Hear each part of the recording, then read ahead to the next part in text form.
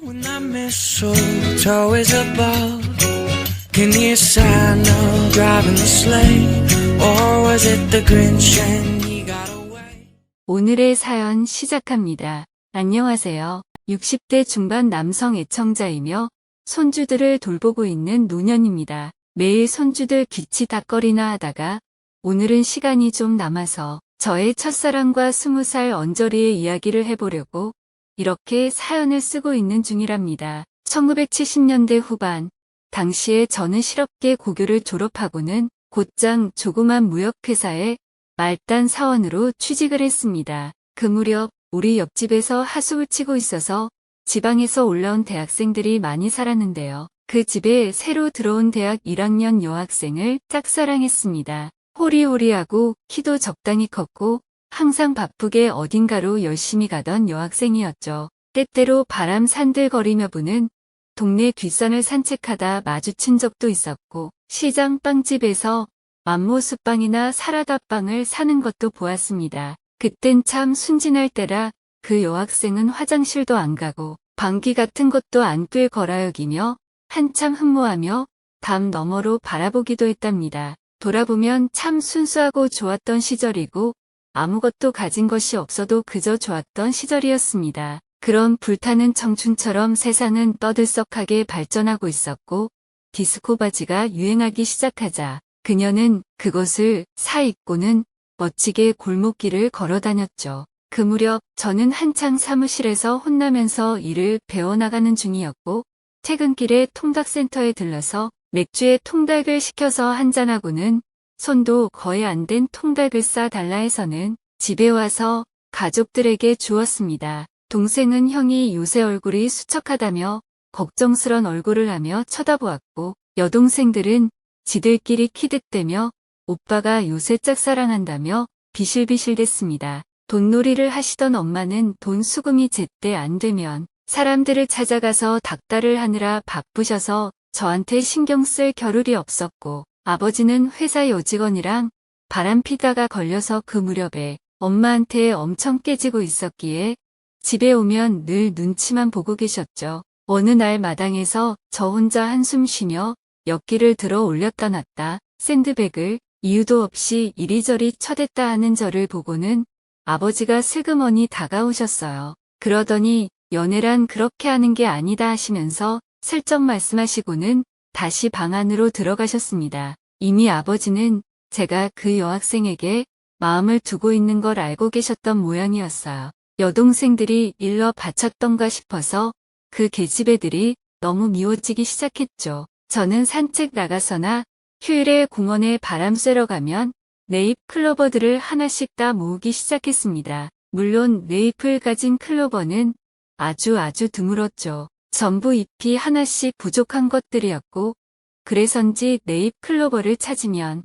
행운이 온다고 하나 보다 하면서 그 꽃말이 그제야 이해되기 시작했고요. 얼마 후에 저는 친구의 소개로 조그만 회사의 격리로 일하는 여자를 소개받아서 사귀기 시작했습니다. 여자는 뚱뚱했고 형제가 줄줄이 딸린 집안의 장녀였고 억척스레 자라왔던지 돈에 굉장히 짠 편이었고 옷도 늘 후줄근하게 입고 다녔고 화장도 전혀 하지 않았습니다. 자취 살림하느라 늘 손톱 밑에는 김치, 국물, 양념 같은 것이 배어 있었고 일하며 살림하느라 바빠서인지 주말에도 늘 집에서 밀린 빨래 같은 것을 하느라 밖에서 약속을 잡았다 저도 집에 가서 처리해야 할 일들 때문에 마음이 불편한 것 같았습니다. 그녀와는 처음으로 번화가에서 돈가스를 사 먹어봤고 그 돈이면 돼지고기가 몇 근이니 하면서 그녀가 투덜대는 통에 기분이 잡쳐서 그 다음부터는 우동이나 이런 것만 먹으며 데이트를 했습니다. 그리고 별로 내키는 대화도 없었고 재미난 일도 없는 채로 언젠가부터 서로의 집을 오가며 가족들과도 얼굴을 익혔습니다. 저의 부모님은 매우 흡족해하며 그녀를 며느리라도 되는 듯이 아주 잘 대해주셨습니다. 엄마와 그녀가 부추전을 부치느라 부엌에서 한창 바쁠 동안 아버지는 저를 앞에 두고는 은근히 말씀하셨어요. 입대 영장 나오기 전에 얼른 식을 올리라고요. 저는 아직 변변히 여자를 만나본 적도 없는 상황에서 불현듯 그녀를 제 인생에 끌어들이려 하시는 어른들이 못마땅했습니다. 하지만 제가 그 나이에는 뭔가 강하게 제 의견을 내세우던 사람도 아니었기에 어른들 말이 맞나 보다, 그런가 보다, 그래야 하나 보다 하는 생각이 더 강하게 작용하기도 했습니다. 그때부턴 우리 가족은 뚱땡이 그녀를 가족인 듯이 생각하기 시작했고 다들 흡족해했고 저는 회사에서 조금씩 일이 익숙해져 가고 있었습니다. 그렇게 마음이 조금 편해지니 다시 그 여대생이 떠올랐지요. 그녀는 늦게 귀가하는 날이 잦았고 그 무렵의 늦은 밤 가로등 아래에서 낯선 남자와 입맞춤하는 모습도 보았습니다. 그녀도 저처럼 나름으로 연애를 하고 있었고 다만 차이가 있다면 저보다는 훨씬 진도가 많이 나갔다는 점이었고 최소한 상대와 심적으로 많이 통하는 부분이 있는 것 같아 보인다는 점이었습니다. 저는 만나고 있던 그 여자, 더 엄밀히 말하면 지금 제 아내가 된 뚱땡이와 그때까지 손도 제대로 잡아본 적이 없이 맹숭맹숭한 연애를 하고 있었으니까요. 더 중요한 것은 저의 평생 반려자는 내 옆에 뚱땡이가 아니라 담 너머 하숙집에 그 여대생이라 생각하고 있었다는 점입니다. 아무것도 모른 채 저의 흠모를 받고 있었던 그 여대생은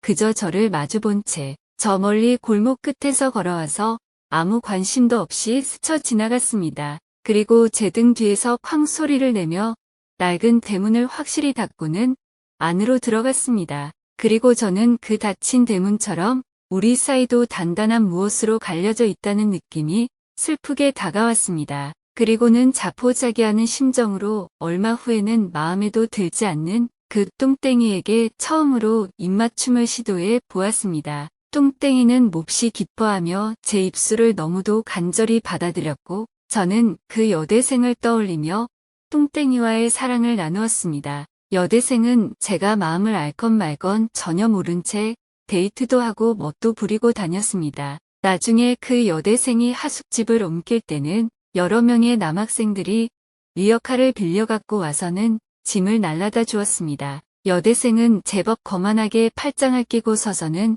이것도 실어야 하고 저것도 실어야 하고 하면서 그 하인들에게 이리저리 지시를 내리고 있었지요. 저는 부모님 말씀대로 입영 전에 결혼을 하기로 결정하고 조촐하게 절에서 결혼식을 올리고 사진을 찍고 혼인신고를 했습니다. 그리고 조금 지나서 군에 갔고 휴가를 나와서 보낸 그 밤의 증거로 첫 아이가 생겼다는 소식을 후에 뚱땡이 아내의 편지로 알게 되었습니다. 그리고 세월이 많이 흘러서 제 자식들 5명이 각자 2명씩 자식들을 낳았고 저는 그 아이들을 돌보며 할아버지가 되어갔습니다. 20살 언저리부터의 제 청춘은 그랬습니다. 애초에 청춘이란 그렇게 특별하지도 않고 당시에는 다들 그것이 청춘인지도 잘 모르는 거지요. 그리고 이제는 할머니가 되었을 그 여대생에 대해 궁금해할 필요까진 없을 것 같다는 생각도 듭니다. 그저 청춘은 그렇게 미완성이었던 채로 남는 것이 더 나을 것 같고